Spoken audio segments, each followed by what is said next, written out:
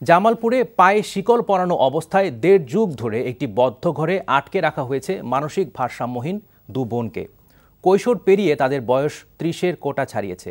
চিকিৎসকরা বলছেন, মানসিক ভারসাম্যহীন দু বোন চিকিৎসায় ভালো হয়ে যেতে পারেন, কিন্তু অর্থের অভাবে চিকিৎসা সম্ভব হচ্ছে না পরিবারের।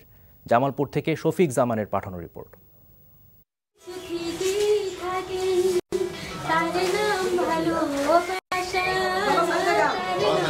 পাপড়ি এখনো কাউকে কাছে পেলে গান গেয়ে যান, কথা বলেন সুস্থ মানুষের মতো।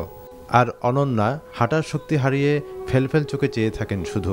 একসময় আর ১০ জনের মতোই সুস্থ স্বাভাবিক জীবন ছিল তাদের। এখন তারা মানসিক ভারসাম্যহীন। ১.৫ যুগ ধরে সবার চোখে পাগল হয়েই আছেন এই দুই বোন।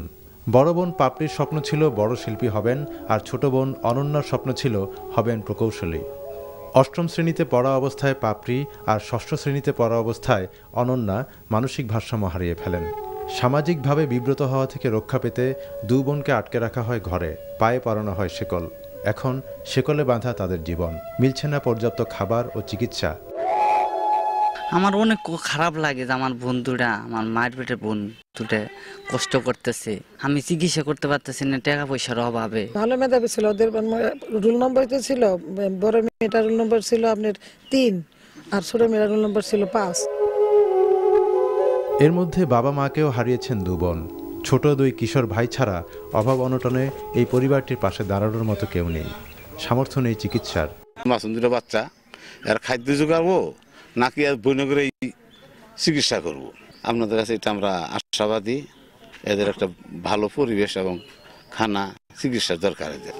জেলার স্বাস্থ্য কর্মকর্তা বলছেন, ভালো চিকিৎসা পেলে দু বোন সুস্থ হয়ে উঠতে পারেন। মানসিক রোগীর চিকিৎসা আমাদের জামালপুর উপজেলায় তো নেই, জামালপুর জেলাতেও নেই। এই রোগী দুইটা উচ্চতর বা ভালো চিকিৎসা পেলে বিশেষজ্ঞর আন্ডারে, তো আশা করি এই রোগী ভালো হবে। গভীর অন্ধকার থেকে একসময়ের মেধাবী এই দুই বোনকে আলোয় ফিরিয়ে আনতে এগিয়ে আসবে সহৃদয় মানুষ, এমনটাই প্রত্যাশা সবার।